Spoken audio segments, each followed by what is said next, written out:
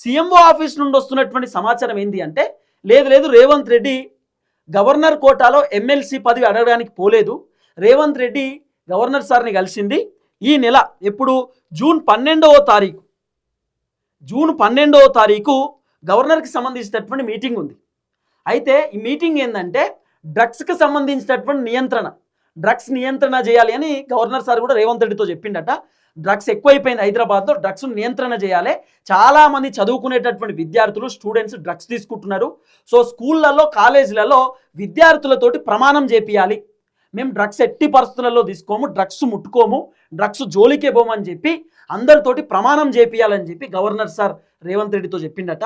So Revanth Reddy డ్రగ్స్కి సంబంధించినటువంటి వ్యవహారంలో రేవంత్ రెడ్డికి గవర్నర్ సార్ కొన్ని చెప్తే రేవంత్ రెడ్డి విన్నడు అనేది కొంత వినబడుతున్నటువంటి వ్యవహారం. అంటే డ్రగ్స్ పైనే చర్చ నడిచింది అనేది కొంత వినబడుతున్నటువంటి ఒక చర్చ. సో గవర్నర్ సార్కి సంబంధించినటువంటి మీటింగ్ కూడా ఉంది. ఆ మీటింగ్కి రేవంత్ రెడ్డి కూడా ఖచ్చితంగా అటెండ్ కావాల్సిందే, గవర్నర్కి సంబంధించినటువంటి మీటింగ్ కాబట్టి.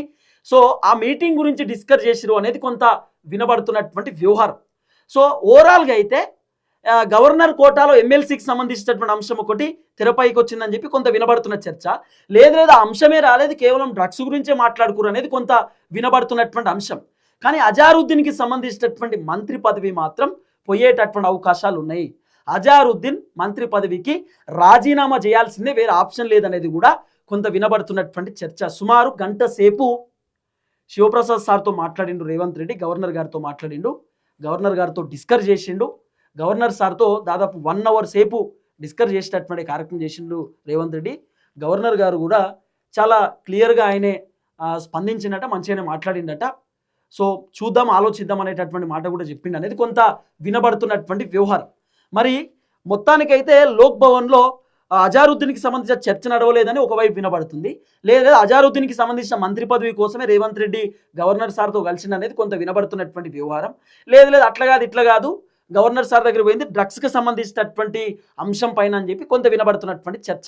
మరి ఈ అంశం ఎక్కడ దాకా పోతుంది, మరి అజారుద్దీన్ అసలు మంత్రి పదవిలో కంటిన్యూ అవుతుందా, అజారుద్దీన్కి సంబంధించిన మంత్రి పదవి పోతుందా అనేది వేచి చూడాల్సినటువంటి అవసరం ఉంది. గవర్నర్ గారి చేతిలో ఉంది. ఇప్పుడు గవర్నర్ సార్ ఏ డిసిషన్ తీసుకుంటే ఆ డిసిషన్కి ఇప్పుడు ముడిపడేటటువంటి అవకాశం ఉంది. గవర్నర్ గారు ఏ డిసిషన్ అయితే తీసుకుంటే ఆ డిసిషన్ పైన ఇప్పుడు అవకాశాలు కనబడతా ఉన్నాయి. సంతకం పెట్టడా, మరి గవర్నర్ కోటాలో ఎమ్మెల్సీ పదవి ఇస్తారా అయ్యారా అనేది వేచి చూడాల్సినటువంటి అవసరం ఉంది. దయచేసి వీడియో అందరికి షేర్ చేయండి. అందరికీ నమస్తే, థ్యాంక్ యూ సో మచ్.